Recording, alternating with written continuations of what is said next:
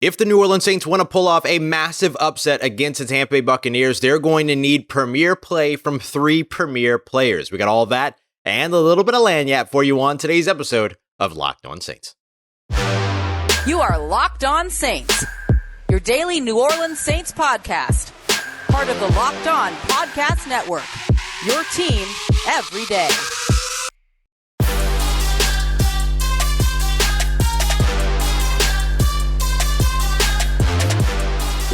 What is good, Who Dat Nation and Who Dat family? Welcome into another episode of Locked On Saints, your daily podcast covering your favorite team, the New Orleans Saints. Part of Locked On Podcast Network, your team every day. Thanks so much as always, making Locked On Saints your first listen of the day every day. Don't forget we're free and available on all podcast apps and on YouTube as well. And I'm your host, Ross Jackson, at Ross Jackson Nola on Twitter, your New Orleans Saints expert, credential member of the media, CrescentCitySports.com, USA Today Saints Wire, Tuesdays on Locked On NFL, and here with you every single Monday through Friday on Locked On Saints. Today's episode is brought to you by our friends over at Prize Picks. Daily fantasy made the way that it should be. All you got to do is pick 2 to 5 players, choose whether or not they're going to commit more or less than their Prize Picks projection. You get those right, you win up to 10 times your entry. And of course, if you are a first-time user, you can utilize promo code Locked On, so you can get a 10% welcome bonus up to $100. That's a 10% deposit match up to $100. Tell you more about Prize Picks later. But today, we're taking a look at a game day episode here with the Monday Night Football matchup between the New Orleans Saints and the Tampa Bay Buccaneers. Tried to do it live.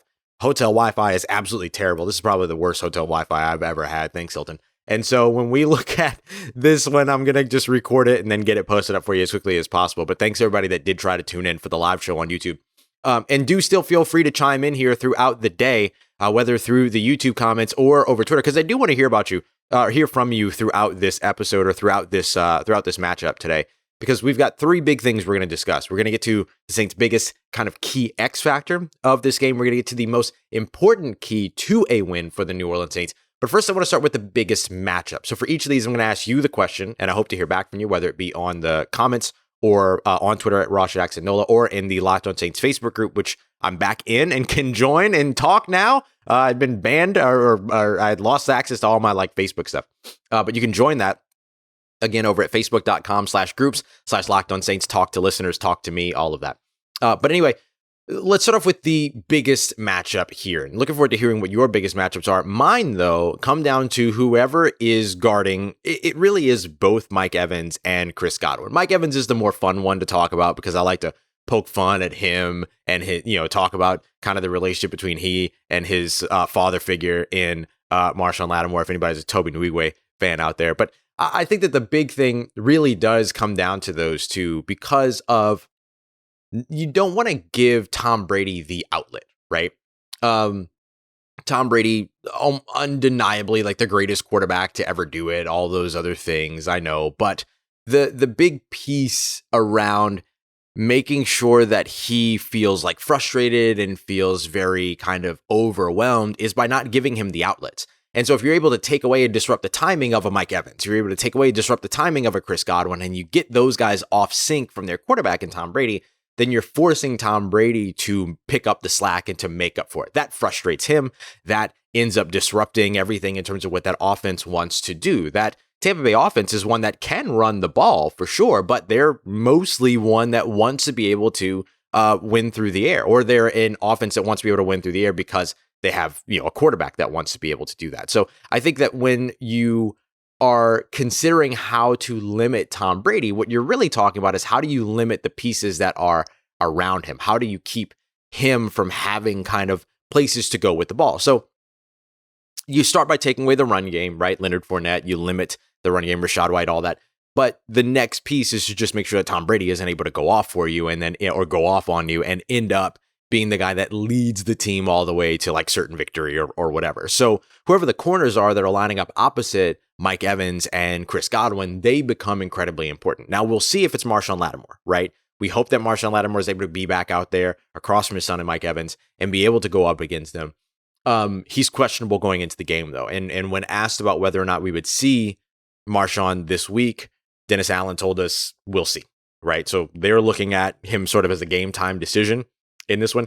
Came back to practice last week, has been limited in every practice since then, kind of reminiscent of Jarvis Landry, who returned to practice before the Pittsburgh Steelers game, actually played in that Pittsburgh Steelers game, but has been limited ever since he returned to practice. I think you're going to pretty much see Marshon Lattimore limited for the rest of practice as well, because the guy did have a lacerated kidney after all. So there's a lot to consider in all that. This isn't just like an ankle injury, or I don't want to say just an ankle injury, but this isn't just like a tweak or something, or like a twist or anything like that. Like, he had a big issue there. So if he's able to make it back out onto the field, then that's fantastic. And all eyes are going to be on him and Mike Evans in that case. The last time that these two guys met up, they both ended up getting ejected from the game. That was earlier this season, week 2 in the Superdome, and then ended up changing the entire dynamic of the game. I mean, all of a sudden, then Tampa was able to get on the scoreboard. They were able to move the ball through the air, things that they weren't necessarily doing when Marshon and Mike Evans were in there. So that ends up being a big part of this game, I believe, is can you limit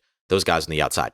If Lattimore isn't able to go, then you still have had great play from Paulson Adebo here over recent weeks. He's gotten better as he's gotten healthier. One of the nicest dudes in the entire world, too, by the way. So the aggressiveness that he plays with is real, like flipping a switch, like the type of mentality that you want to have on the field. And then you have the incredibly confident Alontae Taylor, who's over on the other side, who has been balling out all throughout his rookie season. I think you probably can say he had his, I'm going to use this phrase very loosely, worst game last week against the San Francisco 49ers in terms of completion percentage allowed, things like that. But that's relative to what has been a remarkably successful season so far for Alontae Taylor. So saying worst it doesn't really mean anything in this context.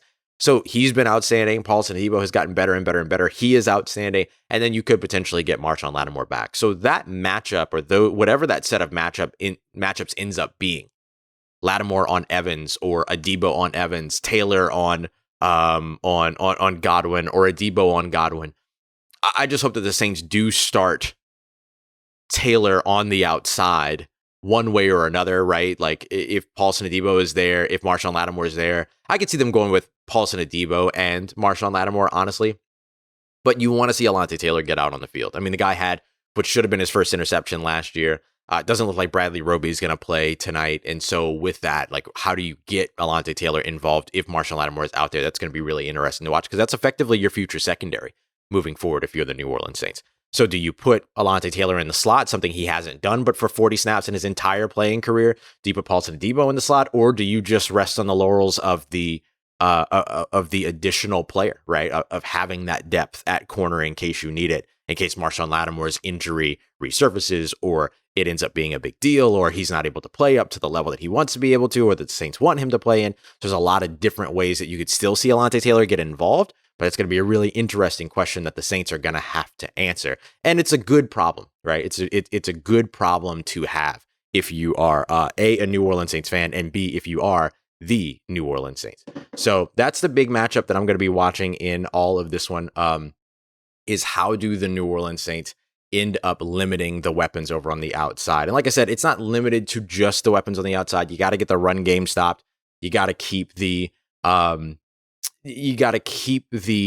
Tampa Bay Buccaneers one-dimensional, so that you're forcing Tom Brady to have to pick up the slack and make up for, what they're not able to get done over on that side of the ball. So that's going to be a big part of what we're watching. But then the next piece becomes, how do you get after Tom Brady? How do you continue to impact or affect Tom Brady throughout this game while also taking away those weapons? That's where the biggest and most important key to a win comes for the New Orleans Saints. And I'll tell you why Cameron Jordan is a huge part of that. We got that coming up for you as we continue on with today's episode of Locked On Saints. Today's episode of Locked On Saints is brought to you by Total Wines and More. This holiday season, Total Wines and More is the absolute place that you need to go, because you're going to be able to find whatever it is that you're looking for. So there's so many great bottles for you to choose from. It's easy to find your new favorite, let's say like single barrel bourbons, or if you're a fan of Uncle Nearest like me, you can find it over at Total Wines and More. There's one over in Metairie for you to check out as well. And you'll be able to go with all of the confidence in the world that you're going to be able to find something special for at the lowest price. You're going to find what you love, and you'll love what you find every day over at Total Wine and More. You can head over to TotalWine.com right now to learn more. Spirits are not sold in Virginia or North Carolina. Drink responsibly. And of course, B21. You want to stay safe. Especially if you're going over to Total Wines and More and enjoying all of their variety and everything that they have to offer. So stay safe. And you can also stay safe at home but they're friends over at Simply Safe. Let me tell you about Simply Safe, because here at Locked On Saints, we believe that when it comes to your family, the way that you feel, your security, all of that it should be a number one priority, especially over the course of the holidays. This season, give your family the gift of peace and protection with the number one rated home security system, Simply Safe. Yes, it's awesome. And right now, Simply Safe is offering you, Locked On Saints listeners, a 40% off opportunity here on a new security system. So don't put this off. It is awesome. I love using Simply Safe. I use it because I travel so much. As y'all know, I'm literally like out of town right now. And I use it because I want to make sure that obviously the home is safe, all of that. But I also don't want like my packages getting stolen. Hello, New Orleans, and all that. So I've got my camera and everything to be able to watch and all that good stuff. So it's nice to kind of have that peace of mind, even when I'm not at home. And right now, actually, Simply Safe was named the best home security system of 2022 by U.S. News and World Report. It's actually for a third year in a row. So you don't want to miss your chance to get my favorite home security system and what will become your favorite home security system as well over at Simply Safe. You're going to get 40% off of any new system at simplysafe.com/lockedonnfl today. Remember, that's SIMPLI safe.com/lockedonnfl. So there's no safe like Simply Safe.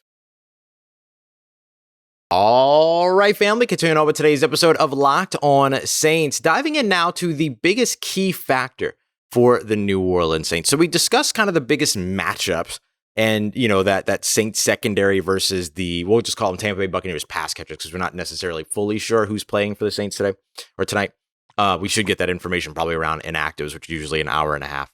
But the next piece is that we look at what kind of the biggest key is kind of as a whole, right? This other element. So part of it is taking away those matchups or winning those matchups, but what's that kind of next layer, right? How do you take that second level to be able to get it done? So that's what we're going to be breaking down here. We appreciate you so much for making Locked On Saints your first listen of the day, every day. Don't forget, for your second listen today, make sure you go check out Locked On Sports today. You can get all of the biggest stories around the world of sports and all, of course, the Locked On local experts giving you the insight, local insight, only the way that we here at Locked On can provide. So go and check it out on this app, YouTube, or wherever you get your podcast.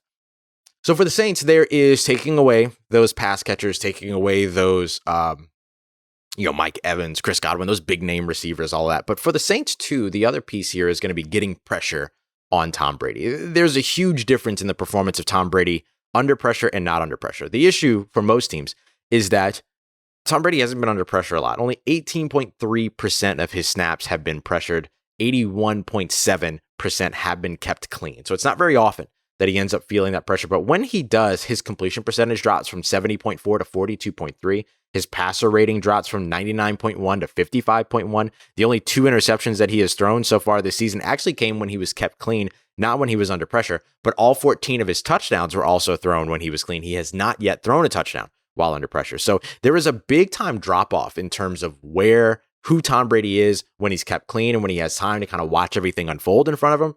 And then when he is getting pressured, unlike a guy like Joe Burrow, right, who handles pressure extremely well. A guy like Jimmy Garoppolo, who usually doesn't, but managed to last week. So you don't want to see Tom Brady you don't want to see him like get right up against the New Orleans Saints at all. But that is what you're looking for, right? Can you get that pressure on him? And part of getting the pressure on him is not just getting the sack within the first 3 to 4 seconds after the snap. It's getting sacks 4 to 6 seconds into snaps because the defense on the secondary is holding up. And we've seen that a lot for the New Orleans Saints. They're not really a team, with the exception of like a couple of plays, they're not really a team that has won off the line of scrimmage immediately off the edge and gets into the backfield and gets a sack on the quarterback. Aside from when they bring DeMario Davis, that's not really the type of pressure team that they are. They are a big, strong, leveraging pressure team to where they want their edge rushers to be edge defenders, and they want to push offensive linemen back into the laps of quarterbacks, and they want to fight through reps and win late. That's what it is that this team has always been when it comes to pass rushers. They've never been one of those, speed rush teams. So the symbiotic nature between the pass rush and the coverage becomes so important, not just on the coverage side, because if you get pressure on the quarterback, then the quarterback, his completion percentage drops, his passer rating drops. In this case with Tom Brady. But also if your secondary is holding up, then all of a sudden your pass rush is getting home. So that becomes kind of the cyclical nature of how to win over on the defensive side in this game. And it's a lot like what we discussed on Friday in terms of, what it will take for the Saints to get a win in this situation. But really, the way that we're breaking this down today is looking at like those key matchups, as well as, of course, this important kind of key to the win. So that what you're looking for here are going to be, can, Marcus Davenport and Cam Jordan win off of the edges? How is Donovan Smith playing for the Tampa Bay Buccaneers over on the left side? Tristan Wirfs is going to be out over on the right side, I believe. And so with that being the case, can you confuse the offensive line that is really just kind of patchwork for the Tampa Bay Buccaneers right now? And Cam Jordan knows, right? He's like staring down the barrel of that franchise sack record right now, just about 3 or 4 sacks away, just about a handful of sacks away now. And so, or less than a handful of sacks away now. So, he's, look, break that record or break the record against Tom Brady or get closer and then break it against the Atlanta Falcons next week at home in the Dome. Like, both are dope. So I think that there's like a little bit of that motivation. This team should also be a little bit motivated by, speaking of the Atlanta Falcons, they lost to the Pittsburgh Steelers, meaning that if the Saints win this game tonight against Tampa Bay Buccaneers, then all of a sudden they leap into second place in the NFC South, which is just nuts, by the way. I mean, we would be talking about a 5-8 team that's just behind a 5-7 team where there's no tiebreaker involved going into the last 4 games or last 5 weeks of a season. That's absolutely insane and not the way that we thought that this division would roll out. But hey, here they are. And so if that's the case, and if that's another motivating factor, then great, let it be a motivating factor. If the Saints don't win this game, we'll continue to cover the games that they're going to be playing, but trust we will be taking a little bit more of a future approach as we look forward. The Saints win this game, they go from an 8% playoff chance to a 24% playoff chance. If they lose this game, they drop to like less than 1%. So this is a big game for the New Orleans Saints, and the people that feel that pressure the most are the leaders, guys like Cam Jordan, guys like Demario Davis, these players that are going to be the key pressure players for the New Orleans Saints defense going up against Tom Brady. So that is the most important key to me, along with the matchups that you're watching on the defensive side. You're trying to get pressure on Tom Brady. We've talked about how important it is to frustrate him as well. And the Saints have always done a very good job of doing that. So we'll see if they're able to continue that in what should be another wild, weird game in Raymond James Stadium, as they so often are. All right, coming up next, Saints' most important X factor in this game. Who has the real ability to make a big time impact in this matchup? I'm actually going to give you 2, but I want to hear yours as well. So make sure you drop them in the comments and make sure you let me know at Ross Jackson Nola on Twitter. Today's episode is brought to you by our friends over at Prize Picks. Prize Picks is the daily fantasy destination that you should be heading to immediately.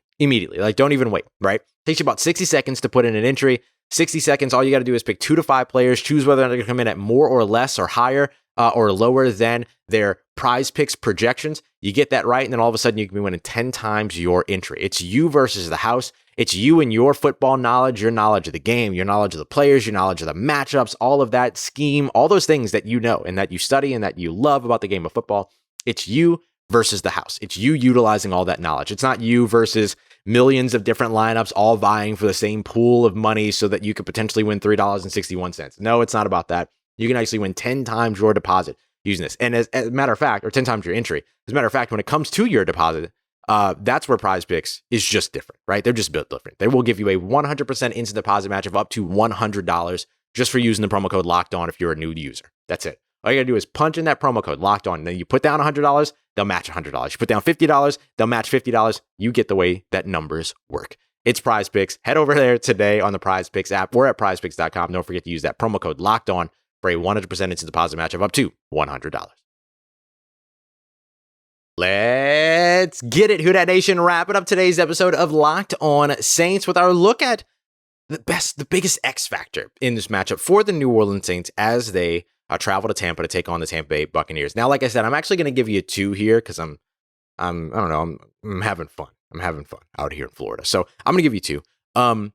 If you have ones that differ, or if you have ones that are the same, whatever it is, just make sure that you share them with me. You can leave them in a comment, or you can write me on Twitter at Ross Jackson Nola, or of course that Facebook group that I told you about, facebook.com/groups/Locked-On-Saints. My first X factor for this game is without a doubt 100% Taysom Hill. And you might have just scoffed when you heard me say that because I've been talking about Taysom Hill for the past few weeks. But what do we know, right? What do we know? We know that when Taysom sees 10 or more snaps for the New Orleans Saints at quarterback, they tend to, anybody? Yeah, you got it. Win games. You got it. It's that simple, right? Now, of course, that's more like correlation than it is causation, anything like that.